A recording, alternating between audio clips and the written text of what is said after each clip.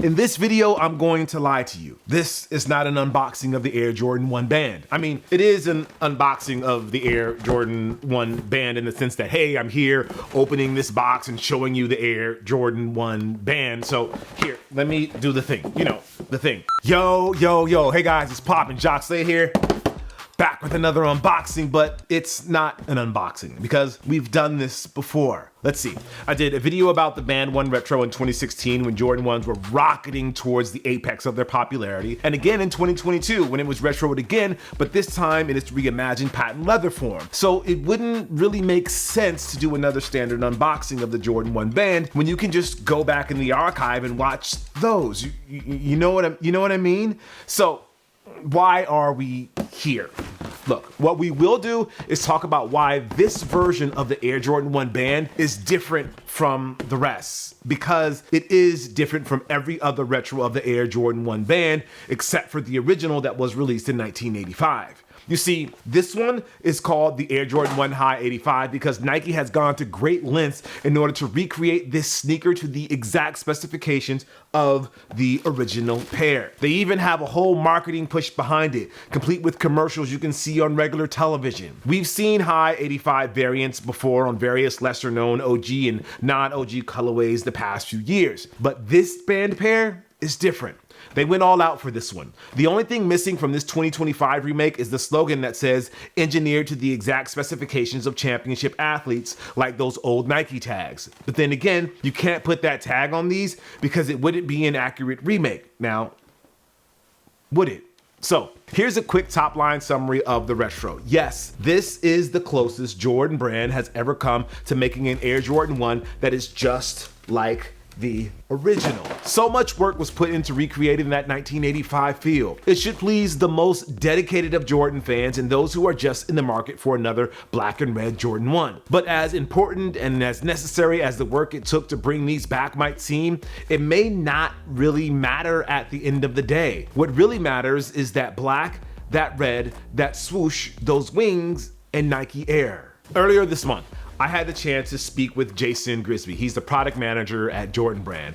As a proxy for you, the audience, I went into the conversation with the mindset of not Jacques Slade, the sneaker YouTuber you've seen for years now on the internet, but of a curious sneakerhead who loves this culture and its community. Jason gave us a lot of insight into the whys of the retro, like why now and why this is different from other retros and why it's priced at $250. And I have to say, I came away from that talk feeling a lot differently about the Air Jordan 1 band and, well, every other time the Band 1 has retroed. See, the first impression is that this was a big project for Nike and Jordan Brand. This was not your typical sneaker production timeline that takes about a year and change to go from concept to reality. Jason used the term archeological dig to describe the lengths they chased their unicorn, the 1985 original. From 3D scans to searching original photos to scouring the Nike archives, no stone was seemingly left unturned. If you are a YouTuber who had a pair of the 1985 originals, chances are Jason and his team watched your video to see if you had any new insights. You might ask why that's the case. Doesn't Nike Archive just have the original design docs like they would any other product they've ever made? Well, the answer is yes and no. Yeah, they do have documentation of the Jordan 1, but it was incomplete. Why? Because the production timeline of the Air Jordan 1 was the total opposite of this retro. There are a lot of, it's sort of a piecemeal. So if you can imagine, an archaeological dig, you find things here and there, but you kind of got to fill in the blanks. And, when we talked to Brad Johnson and Bruce Kilgore and Mike Castor, they basically said, we had a very finite amount of time to get this shoe off the ground. From the second, we got the brief to, when MJ stepped on the court. And they really had to make a lot of things work quick. So there wasn't, and this is also, the mid 80s. So you don't have digital documentation and just the processes that we have in place now didn't really exist. And I think that's really the beauty of the original, is that it's It's just this collaboration of a lot of special people with a very special result. But to answer your question, the information was vague in instances. Many things weren't as precise as we would probably assume. And so most of the recreation was reverse engineering. Sometimes they even led to nowhere, like in the case of a particular type of leather they were chasing in one piece that turned out to be a non sequitur. It was only after the breakout success of the ones that Nike started saving their work. So when the time comes for a proper 99.9% accurate retro of the Jordan 2 and everything moving forward, they should have everything they need. There was plenty of reverse engineering being done in order to recreate that old 1985 vibe, that's for sure. And yes, they saved their work this time for whenever they decide to do this again in the future. So what makes this different from previous retros? Well, we've heard the talk of making one-to-one retros in the past. Famously, Jordan Brand introduced the remastered series in the mid-2010s as a way of telling the people that they were taking retros seriously and building them with the originals in mind. To hear Jason say it, that didn't necessarily apply to the Air Jordan 1. That's why you saw suede on the 2001 pair and why tumbled leather has become many people's default idea of what an Air Jordan 1's upper actually looks like. Look, it's also why we see mids, lows, SEs, Zoom comforts, countless other versions of the Air Jordan 1. I think the tricky part with that is I just wasn't here. So I don't know what the process was or what the lengths that, they had went to in the past. All I can speak for is what we did in these last 2 years. So I think, being quite biased to all the folks that worked on it in the current time, I think we got as close to the original as possible. And, I think with context, those statements, to my knowledge, have been made about other retros. I don't know that it's been one stated for the one, simply because the one is sort of its own thing. It's its own unique unicorn relative to two and up. Gotcha. Yeah. Will this be the Jordan 1 from now on? Or is this just like, this is just this one moment for the 40th anniversary, and then we're going back to the other versions, quote unquote, of the Air Jordan 1 High? Yeah, plans are always evolving. So this one is just meant to be the 40th anniversary version, homage to the original. We always respond to, the culture, what people are saying, what, the brand needs, what the brand envisions for future stuff. So the one will continue. How it continues to evolve, is still always a work in progress. It has never been Nike or Jordan Brand's intention to remake the Jordan 1 band like the 1985 original. Until now. So, did they succeed in their mission of remaking the Air Jordan 1? My perspective is I have never owned a pair of 1985s. So when I see these, while I do acknowledge the history and the work that went into them, they seem like another variant of the Jordan 1.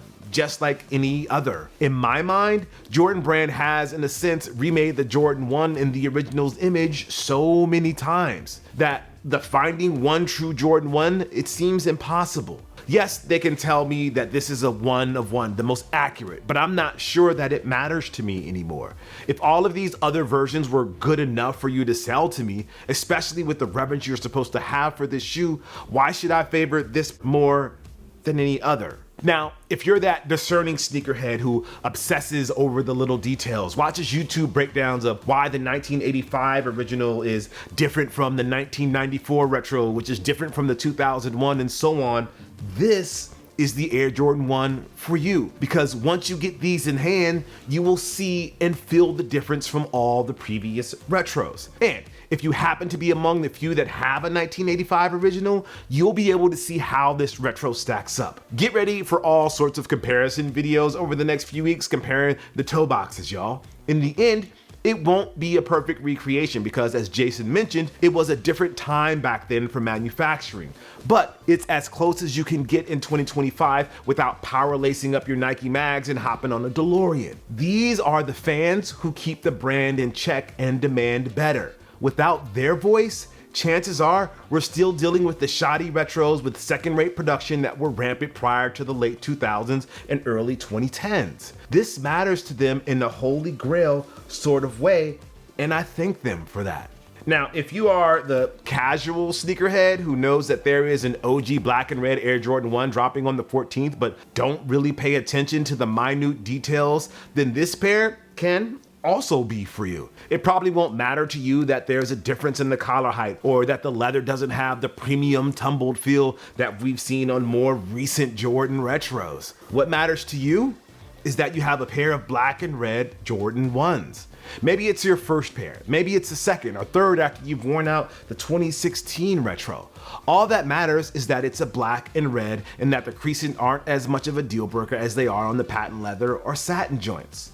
Now, if you are a reseller looking to profit off of these, you can really go kick rocks. The problem is not whether or not you are a hardcore collector or someone who just wants a fresh pair of black and red J's. Chances are you won't be able to pick up a pair of these anyway. That's because they're limited to only 23 stores with a limited production run. Oh, and it's priced at $250, a cool $70 more than your general release Jordan 1 High Retro, $90 more than the last banned retro in 2016, $185 more than the 1985 original. From the perspective of Jordan Brand, you know what? They justify this through the intentionality of the sneaker, the time, the research, the development, and the effort to create a product that's as close to the 1985 original as possible is worth the price of admission. Jason also says that this Jordan 1 is an investment piece, something that can be worn time and time again and passed down through generations like the originals were. Now, I pushed back on that classification because that feels more like an heirloom when we're talking about handing off the sneaker to our children, and they do the same and so on. Calling it an investment piece or putting it in the same asset class as other collectibles conjures up thoughts about the resale market, and while I wish sneakers weren't talked about in that way, that's the reality we live in. Another interesting bit that I noticed in our chat was that Jordan Brand sees this as an elevated release on par with what luxury brands do for double or triple the $250 price tag. I think a nod to the level of intention that went into the product. So the amount of time, effort, obviously the materials, which are elevated, the packaging, which is slightly elevated. And if we look at the competitive landscape, there are people that charge much higher prices for fakes. If we look at high fashion brands, there are numbers of, fashion brands that have referenced this style that still charge 3 times that price. And then if we look at the original, you've got 85 selling for 4, 5, and even 6 figures. So I think relative to the landscape of the model, this seems like a reasonable price, considering the fact that you will be able to wear it for a long time. It is an investment piece. And like I said, it just has that sort of cultural and historical legacy that I think sets it apart from other shoes. We're looking at this kind of like art rather than simply a shoe.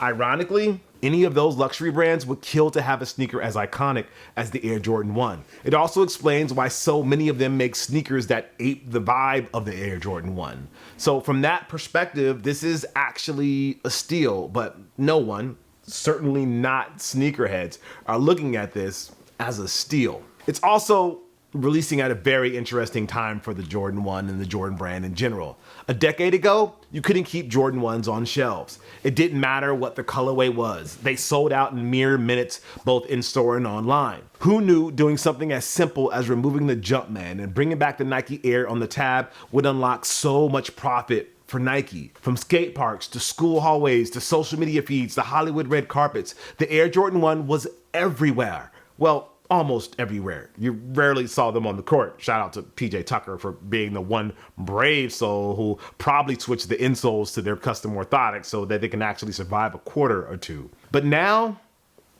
Jordans sit. From Royal Ones to Black Cement 3s, we are seeing retros on shelves for the first time in a long time. And that's a problem for Jordan Brand and Nike. They were living high off that retro product, making billions of dollars off of legacy models. Yeah, they were making new stuff, but they were not resonating with the audience in the same way that the old stuff did. Unfortunately, by the time that people got tired of the old stuff and moved on to other brands' old stuff, Nike did not have new stuff to retain them. But that's the story for another time. Look, with that context, the question needs to be asked, is the limited nature of the 2025 banned Air Jordan 1 a result of the brand's desire to elevate the product, or is it a fear of seeing them sit in stores as if they were produced like any other general release? On our podcast, Too Hard to Pass, the argument was made that because of the marketing push behind the release, it should have been produced like a holiday Air Jordan 11, and that it didn't matter if they sat in stores because Nike would earn so much goodwill from the diehards to the casuals. You don't pay for a spot before the Grammys unless it's going to be a sneaker your mom can buy anywhere she shops. So while I understand that point, I can also see why Nike would not dare try such a thing. They already felt the sting a few years ago of an OG failing when the Air Jordan 1 Royal Reimagined sat in stores for months, eventually getting such deep discounts that they were on the level of an Air Jordan 1 Low that seemingly gets a new colorway every week. Yes, remixing the Royals with suede played a part in the malaise, but there's no way a detail like that would have mattered if it was released a decade earlier. The sneaker landscape is in a different place right now. People still revere the Jordan 1, but they're not paying for that reverence anymore. So as much as I can see the vision of putting these banned ones in every store in the world and Nike winning back those who have left, the alternative of seeing them discounted to $100 just so a Foot Locker and JD Sports can clear inventory was too scary of a proposition for Nike. Here's a spoiler. The Air Jordan 1 band will return in a few years. I know, big shocker, right? This won't be the final time the most iconic basketball sneaker of all time lands in stores. However, depending on the reception for this retro, it could be the only time the brand goes on a multi-year journey to recreate them as true to the originals as possible. Maybe they realize that the juice isn't worth the squeeze and that the Jordan 1s that we've been conditioned to accept as the canonical Air Jordan 1 is perfectly adequate. Or maybe the inverse is true and the people are blown away by this retro and that they're gonna make this the standard now and anything less is deemed not good enough. Not gonna lie, I'm not sure if I'm ready to live in a world where the default price of a Jordan 1 is $250. But I suppose it is possible if these are in high demand post-launch. Early on in the conversation, Jason mentioned that his first Air Jordan 1 band was a 2001 retro. He's got memories with those. These are all pretty much chapters in the Air Jordan 1 story, and this 2025 pair just happened to be the latest one. And to me, it doesn't matter when you jump on and which one you wore first. They're all valid in their own way. I think most people would argue, or they would agree really, that the 2011 pair, with its material differences, probably should not be placed side by side with the 1985 original and the 2025 retro to see who comes closest to mimicking the OG. But then again, there are people who swear by the 2001 retro and say that it is their favorite. Just like there are people who will say the 94 or 2016 is actually better. These are all valid opinions. It doesn't matter if it's a certain era of music or an entry in the Mario Kart series or a particular trilogy in the Star Wars saga. The first one you encountered is probably going to be your favorite. Hey, is your favorite band Air Jordan 1 the B grade with the X on the back that was found in outlet stores? You are a lucky sneakerhead because, man, I missed on those. What about the fly knits? A little out of nowhere, but man, they feel a lot easier and better to wear than most J's, so yeah, those are valid too. Will this 2025 pair be the favorite of the collectors who have been keeping Jordan Brand honest for as long as retros have been a thing? Very likely. It's great that we finally have this retro, but in the end, the actual true best Air Jordan 1 band is the one that you feel is the best. So let's talk about the fit before we get out of here. I've been rocking these for a few days now, not this new pair, this other pair that I've been wearing. And I can tell you right now that you will have to break these in. The leather is a lot more firm. Right now I have a crazy hot spot on both pairs that's right here, right above my big toe. It's very uncomfortable. My hope is that this hot spot will eventually go away with time as they break in. Again, this is a result of the thicker leather that should last you longer and again, reach that heirloom status. Another thing that I really appreciate that they've done is that they made these thicker insoles. So you actually get some nice foam instead of the thin stuff that we usually get. You also have a nice strobo board in there as well. So they've done their work in making these look and feel different. It's a different Jordan 1. And again, if those small things matter to you, then this is going to feel totally different to you and feel like a completely new experience. I just don't know if that experience is worth the $250. So big shout out to Jordan Brand for sending these over. Appreciate you. I am Jacques Slade. As always, I appreciate you. Let me know, is there something here that I missed or something else that you want me to talk about? Check me out on socials. It's Cousteau everywhere. And in this video, I lied to you. All right, I'll see you guys soon. Peace.